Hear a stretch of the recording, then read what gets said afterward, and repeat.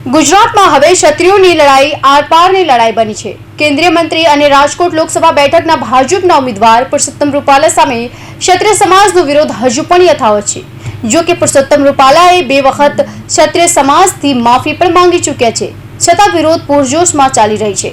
રૂપાલાની ticket રદ કરવાની માંગ સાથે ઠેર ઠેર સભાઓ, રેલીઓ અને મહાસંમેલન યોજાઈ રહ્યા છે। ત્યારે બીજી તરફ સુરેન્દ્રનગર, સુરતનો પાટીદાર સમાજ તથા ગુજરાત સરકારના મંત્રી ભીખુસિંહ પરમાર પણ રૂપાલાના સમર્થનમાં આવ્યા છે। ગુજરાતમાં પુરુષોત્તમ રૂપાલાનો વિવાદ વધુ ઉગ્ર બન્યો છે। ક્ષત્રિય સમાજ ભાજપ પાસે એક માંગ કરી રહ્યા છે કે રાજકોટમાંથી રૂપાલાની ટિકિટ રદ થવી જોઈએ, ત્યારે બીજી તરફ પાટીદારો રૂપાલાના સમર્થનમાં આવ્યા છે।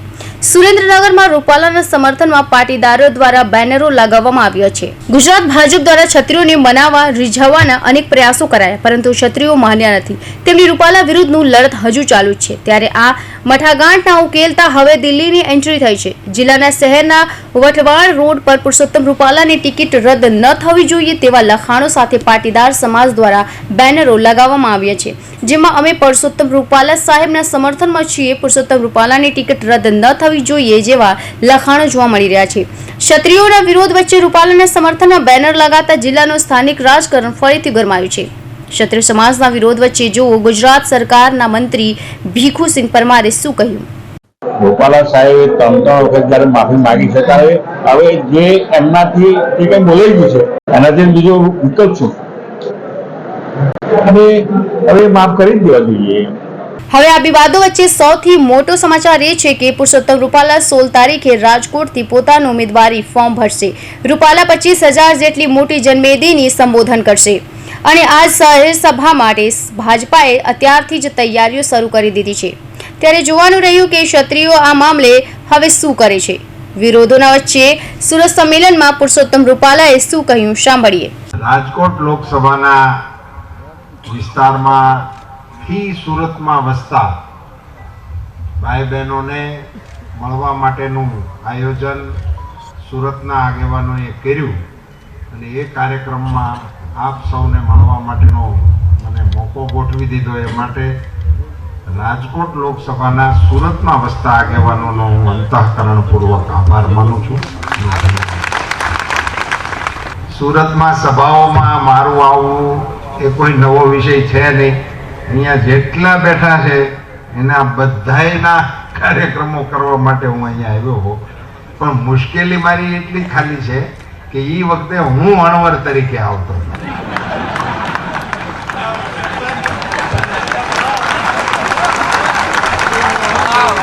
આ વખતે આ લોકોએ લીંબુ મને બાંધી દીધું, એટલે મારે એ કેસેટમાં ફેરફાર કરવાનો છે। અધરવાઇઝ તો હું બધાને અહીંયાની સભાઓમાં આ જ મંચ ઉપરથી આપણે ખૂબ છેલ્લી ધારાસભાની ચૂંટણી ઉપર સૌથી મોટી સભા આપણે અહીંથી જ થઈ હતી અને લગભગ 1.5 કલાક કરતાં વધારે મેં અહીંયાથી વાતો કરી હતી। સુરતના અન્ય ભાગોમાં પણ વર્ષોથી મને તો યાદ છે કે એક વખત હું અમરેલીથી સેલ્ફ કરીને અહીં સભા કરવા આવ્યો અને અહીંયા આવીને પાછું સેલ્ફ કરીને સભા કરીને વહી ગયો હતો। મિત્રો, કાર્યકર્તા તરીકે મેં એવી પણ સભાઓ કરેલી છે કે હું ધારાસભાનું નામ હવે મને નથી દેવું, હોંગાઈમાં આ બધું કરેલું, હું કેવા નીકળું બપોર સવારમાં કે બપોર પછી રૂપાલાની સભા છે, સાંજે હું સભા લેવા નીકળું। પાર્ટીની કાર્યકર્તાઓની મહેનત એ રંગ લાવી મિત્રો, અને આજે અહીંયાથી એનાઉન્સરોએ જેમ કીધું એમ ભારતીય જનતા પાર્ટી લોકસભાની ચૂંટણી લડે છે તો આખી દુનિયાના દૂરબીન આપણા દેશ ઉપર મંડાયેલા છે। મિત્રો, આપ સૌએ મતદાન શરૂ કર્યું ભારતીય જનતા પાર્ટીને આપવાનું, હું એના પ્રારંભિક દિવસોનો સાક્ષી છું। સુરતમાં ભારતીય જનતા પાર્ટીની કોર્પોરેશન આપણે જીતતા હોય, ધારાસભ્ય આપણે જીતતા હોય, અને સુરતમાંથી આખા સૌરાષ્ટ્રની અંદર ભારતીય જનતા પાર્ટીને ટેકો આપવા માટે ગાડીઓ લઈને કાર્યકર્તાઓ નીકળતા હોય, આર્થિક મદદ કરવા માટે આવતા હોય, આ બધું એ બધી પ્રારંભિક કાળથી હું તો આ બધી ગતિવિધિઓ સાથે સંકળાયેલો છું। પણ એને કારણે ધીમે ધીમે ગુજરાતની અંદર અને પછી દેશની અંદર કેવા બદલાવ આવ્યો. આજે બોગરા સાહેબની હોસ્પિટલની આપણે વિડીયો જોઈને એક માળી કહેતા હતા મારા ખિસ્સામાં કઈ પૈસા નહોતા અને આ હોસ્પિટલ વાળાનું સારું થઈ ગયો કે એને મારા દીકરાની સારવાર કરી દીધી. કેટલો સંવેદનશીલ મુદ્દો છે. કેવો એને કેવું ફિલિંગ થયું હોય. એક હોસ્પિટલના એક ઘટનાથી આવડી મોટી દુઆ જો મળી શકતી હોય તો તમે કલ્પના કરો કે તમારા એક મતથી હિન્દુસ્તાનના 50 કરોડ નાગરિકોને આ સુવિધા આપવાનું કામ. ગુજરાતના પ્રવાસે આવેલા રાજસ્થાનના પૂર્વ સીએમ અશોક ગેહલોતે રૂપાલા વિવાદ મામલે શું કહ્યું સાંભળો. बात ऐसी कहनी नहीं चाहिए जो कोई वर्ग को तकलीफ हो. मेरा मानना ये है. अब उन्होंने कहा तो ठीक नहीं कहा है. आज डेमोक्रेसी है. इतिहास में क्या हुआ किसी को कोई सच्चाई क्या थी किसी को नहीं मालूम. अब उसको आप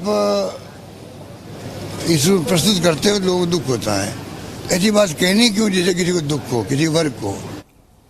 ગુજરાત સાથે સમગ્ર ભારતમાં પુરુષોત્તમ રૂપાલાનો વિવાદ વધુ ઉગ્ર બન્યો છે. ત્યારે રૂપાલાના નિવેદનના વિરોધને લઈ કેન્દ્રીય રક્ષામંત્રી રાજનાથસિંહે કહ્યું કે આ મુદ્દો જલ્દી ઉકેલાઈ જશે. અમારા नेता जाति पंथ धर्म विरोधी नहीं.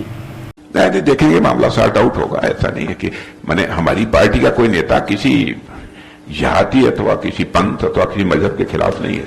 देखिए हिंदुस्तान की हम अकेली पार्टी है जो जाति पंथ और मजहब की राजनीति नहीं करते बल्कि इंसाफ और इंसानियत जस्टिस एंड ह्यूमैनिटी हमारी ये पॉलिटिक्स का आधार है. રાજસ્થાનના બાડમેર લોકસભાના ઉમેદવાર અને શિવ વિધાનસભા ઉમેદવાર રવિન્દ્ર ભાટી આજે ગુજરાતના અમદાવાદના પ્રવાસે છે. ગુજરાત પ્રવાસ દરમિયાન તેઓ વિવિધ કાર્યક્રમોમાં હાજરી આપશે. રવિન્દ્રસિંહ ભાટીનો પહેલો કાર્યક્રમ અમદાવાદ શાહીબાગ સ્થિત સરદાર પટેલ સ્મારક ખાતે યોજાયો હતો. આ કાર્યક્રમમાં ગુજરાતમાં વસતા રાજસ્થાની લોકો સાથે તેમણે સંવાદ કર્યો. સાથે જ બાડમેર લોકસભા બેઠક પરથી ઉભા રહેતા પ્રવાસીઓ મતદારોને મત કરવા અપીલ કરી હતી. દરમિયાન તેમણે પુરુષોત્તમ રૂપાલા વિવાદ અંગે નિવેદન આપ્યું હતું. आज आगामी लोकसभा चुनाव के तहत मैं अहमदाबाद आया हूँ. यहाँ से सूरत जाऊँगा और तमाम मेरे जितने भी प्रवासी भाई हैं बाड़मेर जैसलमेर और बालोतरा के उन सभी से निवेदन करूँगा कि आप सब मजबूती से आगे आएँ. आज आपका भाई इस संघर्ष के मैदान में है और इसको आज ज़रूरत है. मुझे पूरा भरोसा है बाड़मेर जैसलमेर और बालोतरा के तमाम प्रवासी बंधु मेरे ऊपर विश्वास जताएंगे. किसी भी राजनीतिक व्यक्ति के पास में इतना अधिकार नहीं होता कि वो किसी समुदाय पे टिप्पणी करे. और मुझे लगता है कि कोई जो समझदार राजनीतिज्ञ होगा वो हमेशा टिक्का टिप्पणियों से बचेगा. ये जो भी इन्होंने बात कही है वो वाकई सभी के लिए दुर्भाग्य की बात है और इसका करारा जवाब पूरे गुजरात में इनको मिल रहा है. देखिए सब पॉलिटिकल पार्टी सब एक जैसी होती है और टिकट देना पॉलिटिकल पार्टी के हाथ में होता है पर आगे तक पहुंचाना या वहीं गिराना. પુરુષોત્તમ રૂપાલા રાજકીય કારકિર્દીમાં ભાજપ પ્રદેશ પ્રમુખ, ગુજરાત સરકારના મંત્રી અને કેન્દ્રીય મંત્રી તરીકે જવાબદારી નિભાવી ચૂક્યા છે. પરંતુ આજ સુધી તેમના ઉપર કોઈ આરોપ લગાયો નથી કે ક્યારે માફી માંગી નથી. પરંતુ પહેલી વખત તેમણે ઇતિહાસ દોરાવતા ભાષણમાં ક્ષત્રિય સમાજને લઈ ટિપ્પણી કરતા વિવાદ વકર્યો, જેને લઈ તેમણે માફી માંગી છતાં આંદોલનને શાંત કરવા માંગતા નહીં હોય તેમ ભાજપા હાઈકમાન્ડને લાગી રહ્યું છે. Bureau report, Hind TV news, Surat.